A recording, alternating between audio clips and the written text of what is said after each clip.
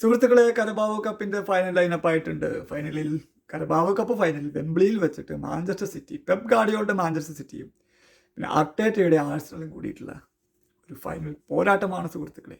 നിലവിൽ പ്രീമിയർ ലീഗിലെ top 1ഉം top 2ഉം, ഒന്നാം സ്ഥാനക്കാർ രണ്ടാം സ്ഥാനക്കാർ തമ്മിലുള്ള ഒരു പോരാട്ടമായിരിക്കും വെംബ്ലിയിൽ അരങ്ങേറുന്നത്. പൊടിപാറുന്ന പോരാട്ടം എന്നാൽ ആശാന ശിക്ഷണം എന്നുള്ള ലെവലിലൊരു കാര്യമുണ്ട്. കാരണം പെപ് ഗാർഡിയോളുടെ കീഴിൽ പരിശീലനം അഭ്യസിച്ചെന്ന് പറഞ്ഞാൽ പെപ് ഗാർഡിയോളുടെ കീഴിൽ ആർട്ടേറ്റ കുറച്ച് കാലം സഹപരിശീലനമായിട്ട് വർക്ക് ചെയ്തിട്ടുണ്ട് തോന്നുന്നത്. കാരണം കൊണ്ട് ആശാന ശിക്ഷണം തമ്മിലുള്ളൊരു പോരാട്ടം എന്ന നിലയ്ക്കും ഇത് വളരെ പ്രാധാന്യമേറിയതാണ്. കൂടാതെ പ്രീമിയർ ലീഗിലെ കിരീട പോരാട്ടത്തിൽ ഇവരിപ്പോഴും കിരീടത്തിന് വേണ്ടിയിട്ടുള്ള പോരാട്ടത്തിൽ മുൻപന്തി തന്നെയുണ്ട്. അത് കാരണം കൊണ്ട് ഈ പോരാട്ടം പൊടി മാറും.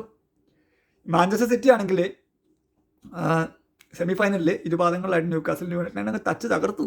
3-1 കഴിഞ്ഞ ദിവസം എത്തിഹാദിൽ വെച്ചിട്ട് സെമി ഫൈനൽ രണ്ടാം പാദത്തിൽ പെപ്പിൻ്റെ പിള്ളേര് ന്യൂകാസിലിന് പഞ്ഞിക്കിട്ടത്. ന്യൂകാസിലാണ് ഡിഫെൻഡിങ് ചാമ്പ്യന്മാർ. അങ്ങനെ ന്യൂകാസിലിനെ പുറത്താക്കി മാഞ്ചസ്റ്റർ സിറ്റി ഫൈനലിൽ കയറി. ഇതേപോലെ തന്നെ ആർട്ടേറ്റയുടെ ആഴ്സണൽ ശക്തമായ പോരാട്ടത്തിനൊടുവിൽ ചെൽസിയെ തോൽപ്പിച്ചിട്ടാണ് വെംബ്ലിയിലേക്കുള്ള ഫൈനൽ ടിക്കറ്റ് എടുത്തത്. എന്ന് പറഞ്ഞു കഴിഞ്ഞാൽ സ്റ്റാംഫോർഡ് ബ്രിഡ്ജിൽ എന്ന് പറഞ്ഞു കഴിഞ്ഞാൽ ചെൽസിയുടെ ഹോം ഗ്രൗണ്ടിൽ നടന്ന ആദ്യ പാദ മത്സരത്തിൽ 3-2 ആഴ്സണൽ ജയിച്ചു. എമിറേറ്റ്സിൽ നടന്ന മത്സരത്തിൽ ശക്തമായി ചെൽസി പ്രതികരിച്ചു എങ്കിൽ പോലും 1-0 തോറ്റ് 4-2 എന്നുള്ള അഗ്രിഗേറ്റ് സ്കോറിനെ ആഴ്സണൽ ചെൽസിനെ വീഴ്ത്തിയിട്ടാണ് ഫൈനലിലേക്ക് കയറിയിട്ടുള്ളത്. അപ്പോൾ എന്തായാലും ശക്തമേറിയൊരു ഫൈനൽ തന്നെയായിരിക്കും അരങ്ങേറാൻ പോകുന്നത്. കാരണം എൻ്റെ ഓർമ്മ ശരിയാണെങ്കിൽ, കേട്ടത് ശരിയാണെങ്കിൽ 2000-ന് ശേഷം ആദ്യമായിട്ടാണ് ആഴ്സണൽ ഒരു ടൂർണമെൻറ്റിൻ്റെ ഫൈനലിൽ കടക്കുന്നത്. പ്രീമിയർ ലീഗിൻ്റെ ഫൈനലില്ലല്ലോ. അപ്പോൾ ആഴ്സണലിൽ 2000-ന് ശേഷമാണ് ആർട്ടേറ്റയ്ക്ക് കീഴിൽ ഒരു ഫൈനൽ മത്സരം കളിക്കുന്നത്. പണ്ടൊക്കെ സെമി ഫൈനലിൽ അവർ കലമടക്കാറാണ് പതിവ്. ഇപ്രാവശ്യം ഫൈനലിൽ കിടന്നിട്ടുണ്ട്. അപ്പോൾ കപ്പ് എടുക്കുകയാണെങ്കിൽ അത് ആർട്ടേറ്റയുടെ കീഴിൽ വർഷങ്ങൾക്ക് ശേഷം ആഴ്സണലിനൊരു കപ്പ് എന്നുള്ള ലെവലായിരിക്കും. പിന്നെ ഈ സീസണിലാണെങ്കിൽ ആർട്ടേറ്റ ലക്ഷ്യമിടുന്നത് ഒന്ന് പ്രീമിയർ ലീഗാണ്, പിന്നെ ഒന്ന് ചാമ്പ്യൻസ് ലീഗാണ്. പിന്നെ അവർക്ക് അടിക്കാൻ പറ്റിയതെന്നൊക്കെ പറഞ്ഞു കഴിഞ്ഞാൽ ഇതും കൂടി അടിച്ചു കഴിഞ്ഞാൽ 3 FA കപ്പിൻ്റെ അവസ്ഥ എനിക്കറിയില്ല കേട്ടോ. അറിയുന്നവരൊന്ന് കമൻറ്റ് ചെയ്യണേ.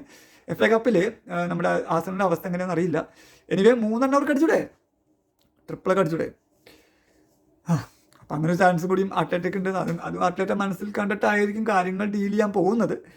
എനിവേ കണ്ടറിയണം എന്തൊക്കെയാണ് സംഭവിക്കാൻ പോകുന്നത്. ശക്തമായ ടീമാണ്. പക്ഷേ മുൻതൂക്കം ഇപ്പോഴും ആഴ്സണലിന് തന്നെയാണ്. കാരണം അവരുടെ ഡിഫൻസ്, മധ്യനിര, പിന്നെ ഫ്രണ്ട് ലൈൻ അബ്സല്യൂട്ട്ലി ബ്രില്യൻ്റ് ആണ്. പക്ഷേ സിറ്റിയിൽ നോക്കുമ്പോൾ ഡിഫൻസ് ഇപ്പോഴും ഇതാണ്.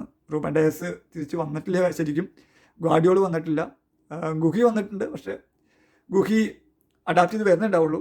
പക്ഷേ മികച്ച ഡിഫൻഡറാണ്. അപ്പോൾ ഇങ്ങനത്തെ ഒരു ഡിഫൻസീവ് പോരായ്മകൾ നമ്മുടെ സിറ്റിക്ക് ഉണ്ട്. പക്ഷേ ആഴ്സണൽ തന്നെയാണ് മുൻതൂക്കം. പക്ഷേ പൊടിപാറുന്ന പോരാട്ടം നമുക്ക് പ്രതീക്ഷിക്കാം.